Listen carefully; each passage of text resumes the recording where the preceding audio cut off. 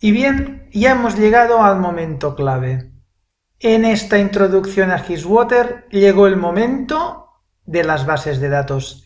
Antes de la instalación y configuración de Hisswater, vamos a proceder a la instalación y configuración de la base de datos PostgreSQL. En esta unidad didáctica vamos a aprender además un poco sobre esto de bases de datos y un poco de esto de PostGIS, ¿qué significa? El índice de esta unidad didáctica va a consistir en un pequeño repaso a la arquitectura del sistema. Vamos a dar una pincelada sobre los fundamentos de las bases de datos. Llegaremos finalmente a PostgreSQL PostGIS y sus características principales, así como finalmente instalaremos esta base de datos en nuestro ordenador y la administraremos de forma muy incipiente. Si damos un pequeño repaso a la arquitectura del sistema, vamos a ver cómo pivotando alrededor de este eje central están todas las tecnologías. ¿Y cuál es este eje central? Nuestra base de datos. Es por ello que en esta unidad didáctica vamos a enfocar todo nuestro esfuerzo en aprender algo más de ellas. Pero bien, ¿cómo las conectamos? Una base de datos es un servicio. Es un servicio que tiene una dirección IP al cual accedemos por un puerto de entrada y mediante un nombre de usuario y una contraseña. Es por ello que parte del gran potencial de las bases de datos es usar el mismo protocolo TCP/IP de Internet para acceso a las mismas. Evidentemente, las bases de datos no solo tienen acceso TCP/IP, también pueden tener acceso ODBC o muchos otros, pero nosotros focaremos nuestro aprendizaje en el TCP/IP. Un puerto significa que hay un parámetro en la configuración del ordenador mediante el cual nos permite el acceso. Internet tiene un puerto por defecto, es el 8080. Los servicios de correo electrónico usan diversos puertos en función de si son conexiones seguras o no. Las bases de datos también tienen puertos por defecto. Para PostgreSQL vamos a empezar a aprendernos ya de memoria el puerto 5432. Este va a ser el puerto por defecto. La dirección IP se caracteriza por una secuencia de números y puntos. Además, estas secuencias suelen tener unas consideraciones habituales en las redes. Por ejemplo, para identificar la propia máquina que tenemos nosotros sin necesidad de ir a ninguna parte, eso tiene una dirección y se llama dirección IP y tiene por números 127.0.0.1. Eso también puede llamarse localhost. Por otro lado, es muy habitual encontrar en redes corporativas que el servidor está en una dirección IP del estilo 192.168.0. algo más.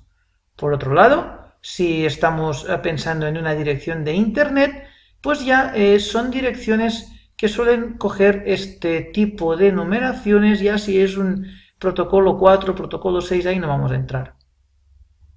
Para finalizar, un acceso a una base de datos solo será posible si lo hacemos mediante un nombre de usuario y su correspondiente password. Esto nos garantiza seguridad y acceso concurrente y, evidentemente, habilita las bases de datos a este enorme potencial que ellas tienen. A grandes rasgos, así podríamos definir una base de datos, pero vamos un poco más lejos. Con todo esto, las principales propiedades de una base de datos van a ser estructura independiente de las aplicaciones. Esto significa que cada una de las aplicaciones va a ser independiente de las otras. Además, mediante el lenguaje SQL vamos a poder comunicar las diferentes aplicaciones con la base de datos. Disponen de APIs para programación, sea en entorno Java, C, C++, Python, etc. Como se ha comentado en la anterior diapositiva, se puede acceder a ellas mediante protocolo TCP/IP, mediante ODBC o mediante otro tipo de accesos. Y una de las cosas más importantes que tienen, independencia lógica y física de los datos. Eso va a permitir integridad y va a permitir llegar al máximo el potencial de las mismas. Y bien, con estas propiedades, ¿cuáles son las ventajas que nos ofrece trabajar en un entorno de base de datos? Pues en primer lugar, que gracias a su funcionamiento mediante el lenguaje SQL, podemos acceder a la información de forma rápida y optimizada, y además consultas que respondan a nuestras necesidades de acceso a la información. Otra gran ventaja es la flexibilidad a los cambios. Como toda la información está estructurada en tablas, modificar la información, agregar campos, eliminar campos, va a ser mucho más sencillo que en un entorno de ficheros convencional. Redundancia mínima. La redundancia es la cantidad de datos repetidos en la información guardada. Evidentemente, el objetivo va a ser siempre reducir todo lo posible la redundancia, puesto que con ello vamos a conseguir dos cosas: que la información ocupe menos espacio y que sea lo más coherente posible. Una base de datos es el entorno adecuado. Consistencia en la información almacenada. Evidentemente, la inconsistencia de los datos se produce cuando tenemos redundancia entre ellos, con lo cual, eliminando redundancia, ganamos consistencia. Integridad de la información. La información que guardamos debe ser coherente y veraz. Una base de datos nos lo va a permitir. Acceso concurrente.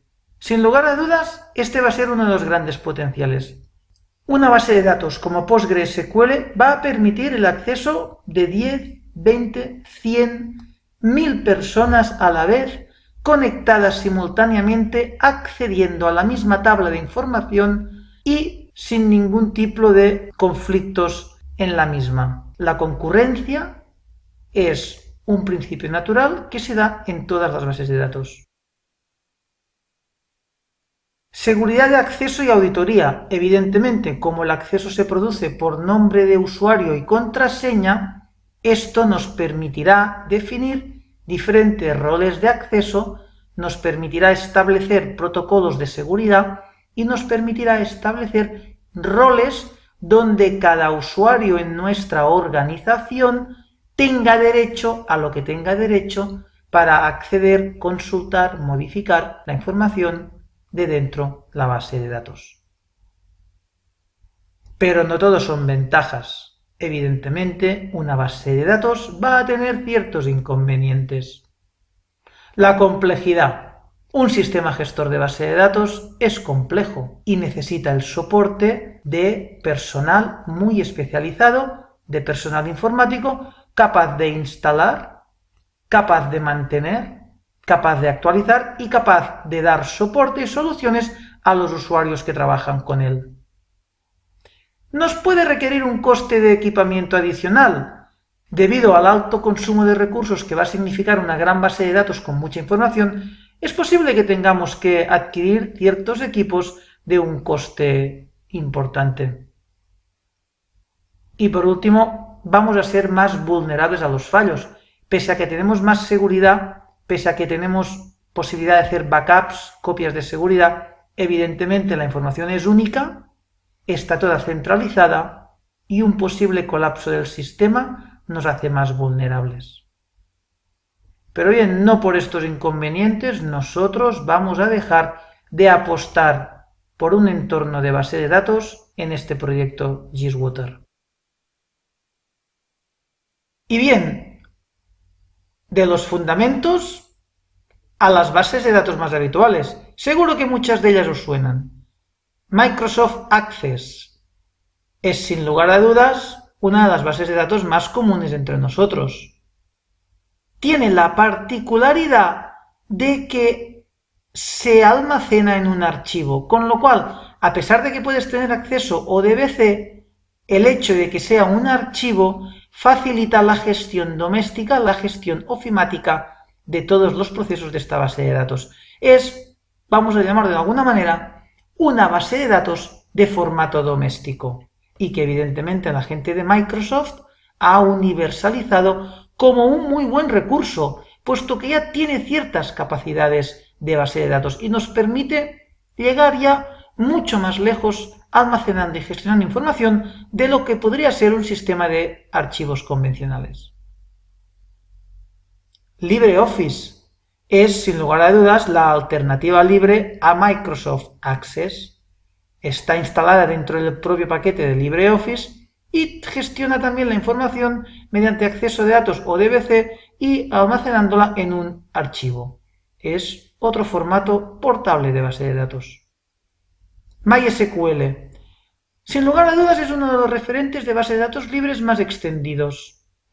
Ya es una base de datos de mayor porte, usa protocolo TCP/IP, nombre de usuario, puerto de entrada, etc. Y ya empieza a ser útil para grandes volúmenes de datos. Microsoft SQL Server. Esta es la alternativa pesada de la gente de Microsoft para bases de datos más corporativas. Es una potente base de datos para gestionar grandes volúmenes de información. Oracle. Sin lugar a dudas, es el sistema de base de datos más poderoso y de mayor porte en el mundo. Muchísimas instituciones de primer orden la utilizan como su sistema gestor de base de datos. El gran factor de su desventaja es su alto coste en licencias. PostgreSQL es otro sistema de base de datos muy poderoso. Sería la alternativa en software libre a Oracle. Y la verdad os digo que no tiene nada que envidiarle. Tiene una licencia de open source con un copyleft flojo, lo que permite que se pueda hacer con ella lo que se quiera, incluso privatizarla. Es una alternativa madura y profesional a las dos anteriores, a SQL Server y a Oracle. Administra muy bien grandes cantidades de datos y suele ser utilizada en intranets y sistemas de gran calibre. Tenemos diversos referentes también a nivel mundial. Pero vayamos un poco más adelante. ¿Cuáles son las principales características de PostgreSQL? Pues bien, es un sistema de gestión de base de datos objeto relacional. Su licencia, como hemos dicho antes, es BSD. Es el sistema de gestión de base de datos de código abierto más potente del mercado, con más de 15 años de desarrollo activo. PostgreSQL nació allá por el año 1984 en la Universidad de Berkeley, California, y desde su aparición ha ido evolucionando hasta convertirse en lo que es hoy. Tiene una buena reputación de ser segura y confiable y mantener la integridad de la información, y evidentemente encontramos distribuciones para todos los sistemas operativos, incluso Windows 32 o 64 bits. En esta tabla podemos ver algunos de los valores que puede llegar a gestionar PostgreSQL. Máximo tamaño de base de datos, ilimitado.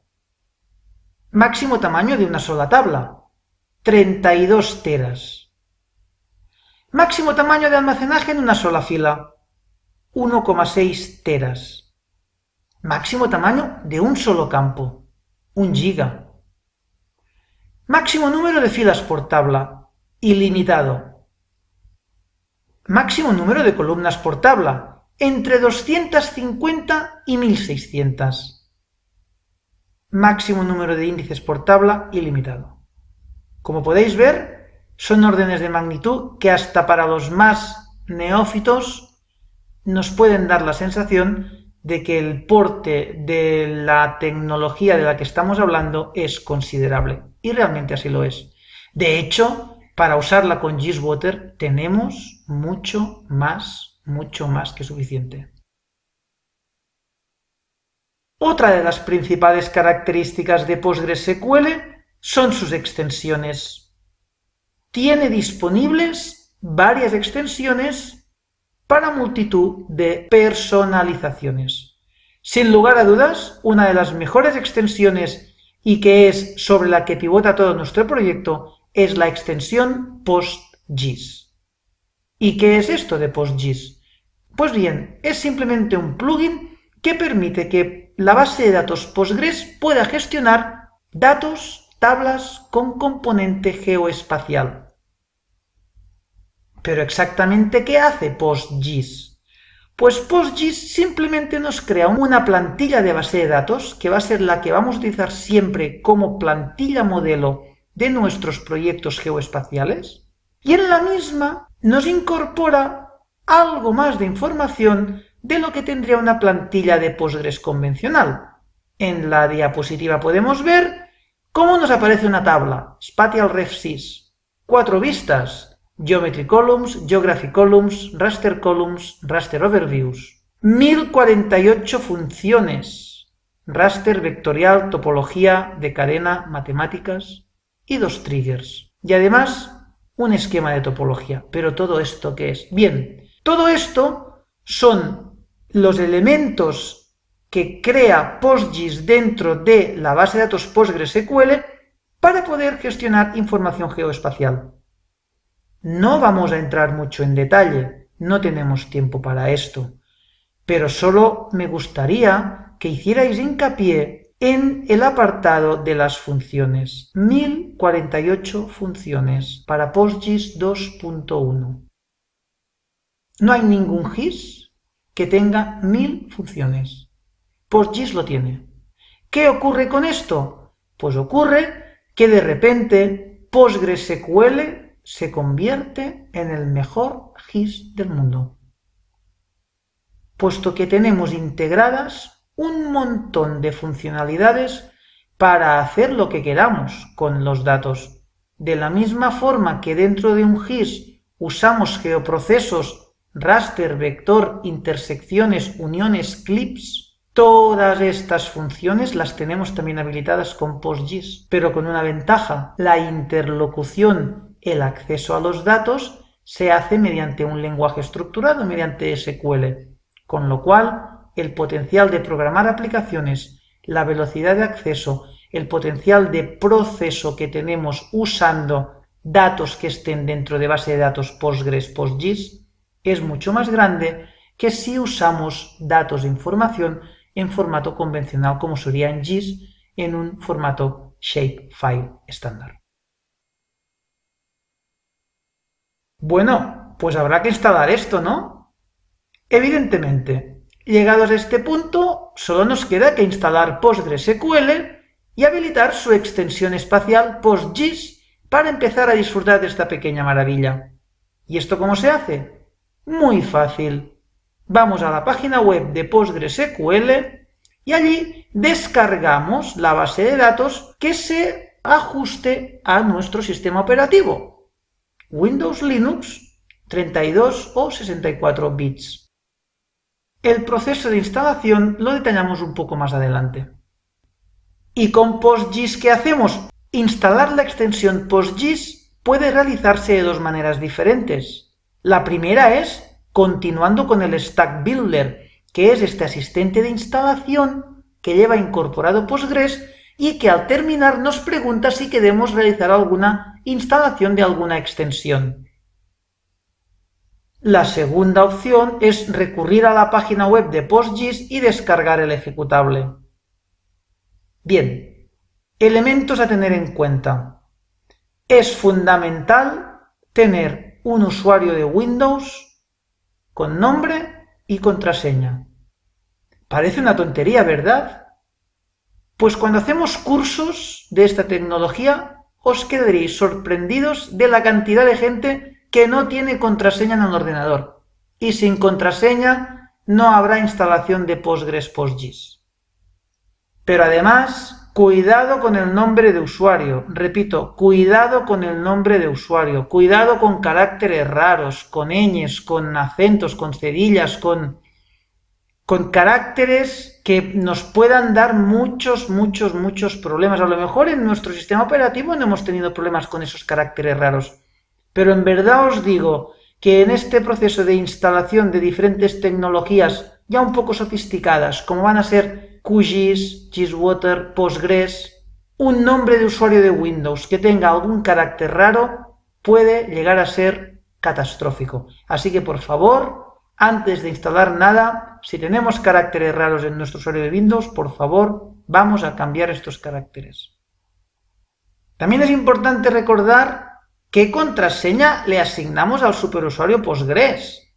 En un momento de la instalación nos van a preguntar ¿cuál es esa contraseña? Pues bien, eso hay que saberlo y hay que apuntarlo, porque luego esa contraseña la tendremos que usar para poder acceder por primera vez a nuestra base de datos.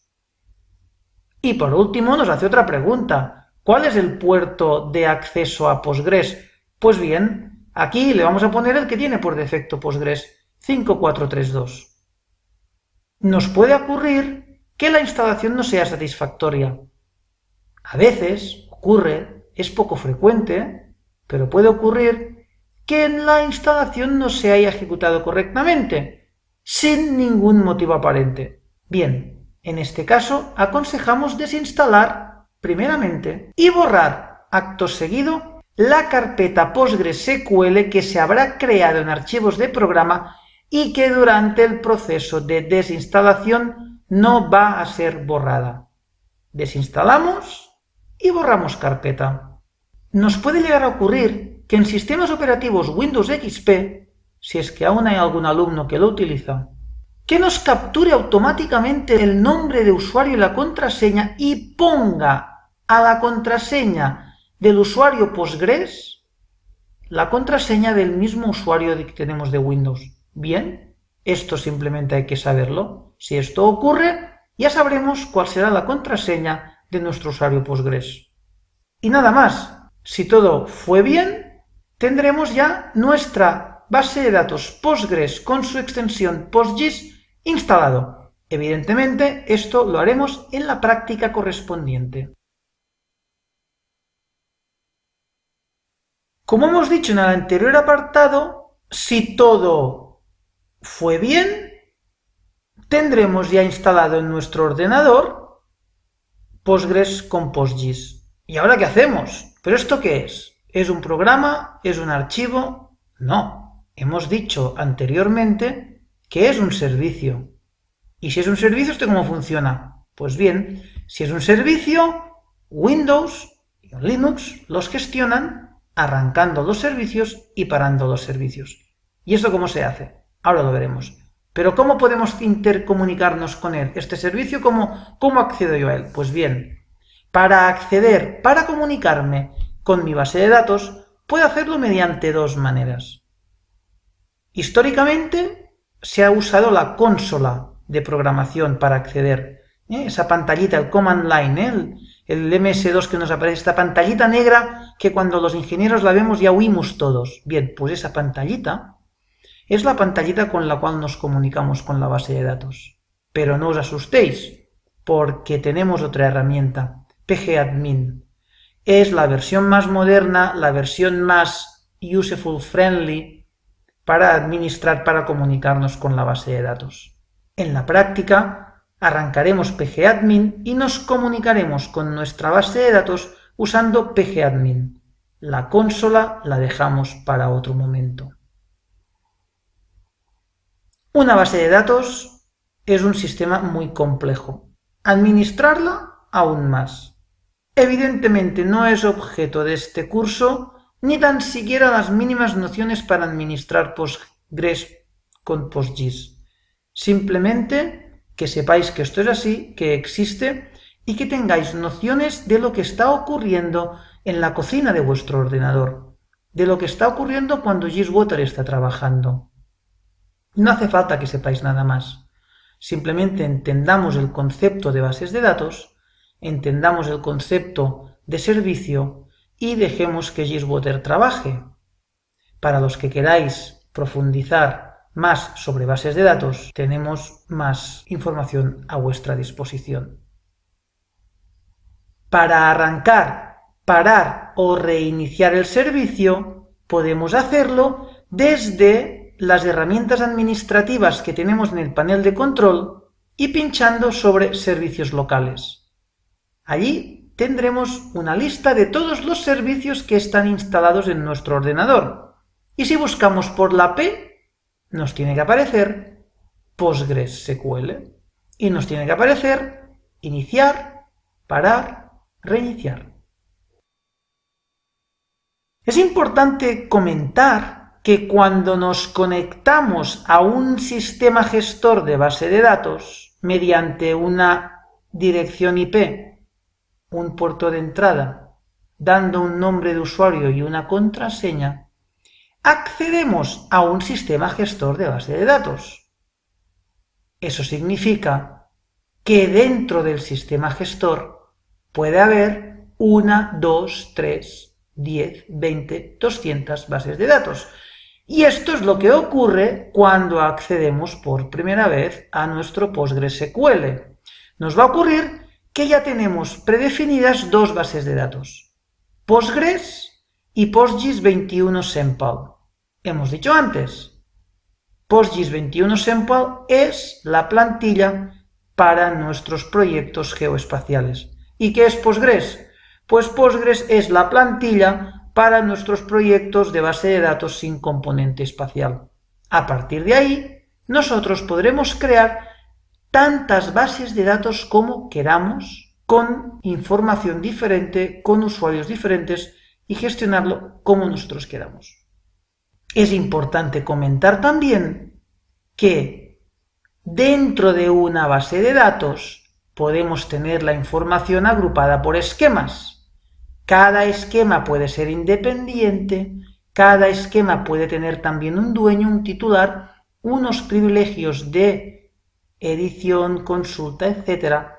Y para nuestro caso, en GISwater, esta división en esquemas es fundamental. Repito, para nuestro caso, esta división de una única base de datos en esquemas es fundamental, porque va a ser lo que vamos a utilizar para tener diferentes proyectos de GISwater dentro de la misma base de datos, dentro del mismo sistema gestor. Cuando GISwater pide crear un nuevo esquema de datos de proyecto, lo que está haciendo es, dentro de la conexión a la que yo tengo acceso y en la base de datos en la que me encuentro, voy a crear un nuevo esquema de datos de proyecto dentro del cual vamos a poner toda la información.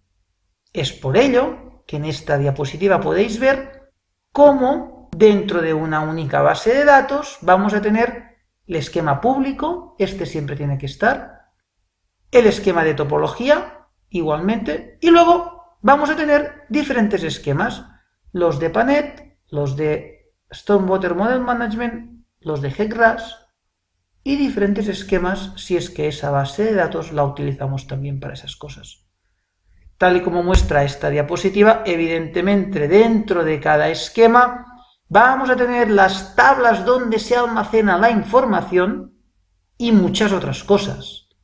Vistas, consultas, disparadores, funciones, secuencias, todo un mundo de tecnología a nuestra disposición y que va a permitir conseguir lo que conseguimos con GISwater, que es una excelente gestión en redes de abastecimiento, saneamiento y drenaje urbano. Y bien, hasta aquí la unidad didáctica de instalación y configuración de PostgreSQL con PostGIS. Espero que no haya sido demasiado pesado. Evidentemente, el perfil de alumno habitual en esta unidad didáctica no es el perfil de alumno informático, es el perfil de alumno ingeniero, de un ingeniero que quiere usar GISwater para mejorar sus competencias profesionales. Y es en este sentido que hemos intentado hacer de esta unidad didáctica un aprendizaje ameno, fácil y por otro lado absolutamente necesario para usar GISwater y saber la herramienta que tenemos entre manos.